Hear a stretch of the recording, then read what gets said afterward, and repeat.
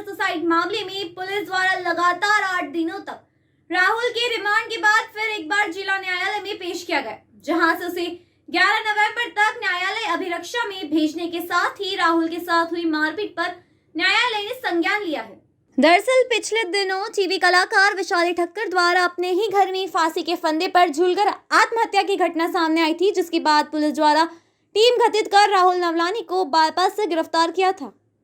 जिसके बाद police electronics device सहित पूछताछ के लिए लगातार 2 बार 8 दिनों तक रिमांड पर लिया गया। रिमांड के दौरान ही पुलिस ने करीबन 5 से 7 इलेक्ट्रॉनिक डिवाइस और कई IM साक्ष्य आत्महत्या से जुड़े एकत्रित किए हैं। इस पूरे मामले को लेकर 8 दिनों तक जब फिर एक बार न्यायालय में राहुल को पेश किया गया, राहुल पेशी के दौरान राहुल के अधिवक्ता का कहना है कि राहुल को अभी जिला न्यायालय द्वारा 11 नवंबर तक न्यायालय अभिरक्षा में जेल भेजा गया है। तो वहीं पुलिस अभिरक्षा के दौरान राहुल के साथ जो मारपीट की घटना हुई, उसको लेकर राहुल ने नाले से सारी बातें कही, जिसमें एसीपी द्वारा 26 तारीख के दिन पूछताछ के दौरान मारपीट की गई। इसको लेकर राहुल के अधिवक्ता द्वारा प्रतिवेदन लगाया गया था, जिस पर से न्यायालय ने संज्ञान लेते हुए 26 तारीख की सुबह 8 बजे से लेकर रात 12 बजे तक की CCTV फुटेज 21 अक्टूबर तक न्यायालय में पेश करने के आदेश दिए हैं।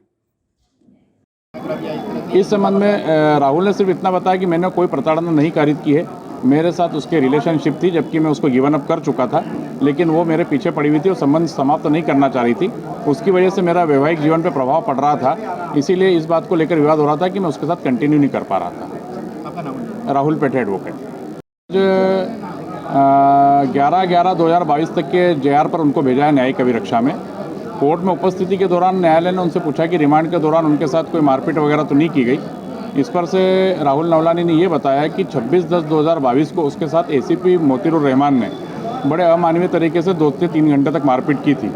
उसके ये बताए जाने पर हमने तत्काल एक आवेदन माननीय न्यायालय के समक्ष ये पेश किया है कि 26/10/2022 के सुबह 8 बजे से लेकर रात के 12 बजे तक के थाना तेजाई नगर के पूछताछ कक्ष से लेकर जितने भी कैमरे अलग अलग स्थानों पर लगे हैं, उनकी संख्या का खुलासा करते हुए वीडियो फुटेज माननीय न्यायालय में उपलब्ध कराया जाए, क्योंकि 24 तारीख को और उसके पहले जब न्यायालय ने रिमांड दी थी तो माननीय सर्वोच्च न्यायालय के निर्देशानुसार उसमें स्पष्ट निर्देश थे कि पूछताछ के दौरान कोई 3rd डिग्री का इस्तेमाल पुलिस नहीं करेगी राहुल नवलानी के साथ में, और किसी की भी तरह की कोई मारपीट करके उसको मेंटल टॉर्चर भी नहीं करेगी। लेकिन इन स्पष्ट निर्देशों का, इन स्पष्ट आदेश पत्रिकाओं का उल्लंघन करते हुए ACP मोतीरुर रहमान ने उसके साथ मारपीट की, ऐसा राहुल नवलानी ने न्यायालय को बताया है। हमारे आवेदन पर से कोर्ट ने संज्ञान लेते हुए 31/10/2022 में इस संबंध में न्यायालय में प्रतिवेदन पेश करने के निर्देश थाना तेजाई नगर को दिए। भैया, इसमें ये भी बात सामने आई थी कि जो पुलिस पूछताछ कर रही है तो उसमें सहयोग नहीं कर रहा था और उसी के कारण इस तरह की घटना को अंजाम दिया। अगर सहयोग नहीं भी कर रहा था तो मारपीट करने का अधिकार किसी भी पुलिस अधिकारी को कानून में नहीं दिया गया है। अगर सहयोग नहीं कर रहा था तो उसकी और रिमांड ली जा सकती थी, और सहयोग नहीं करने का कोई पैमाना नहीं है कि कितना सहयोग उसको करना चाहिए और कितना नहीं करना चाहिए। जो राहुल नवलानी को पता था उसने सब बता दिया।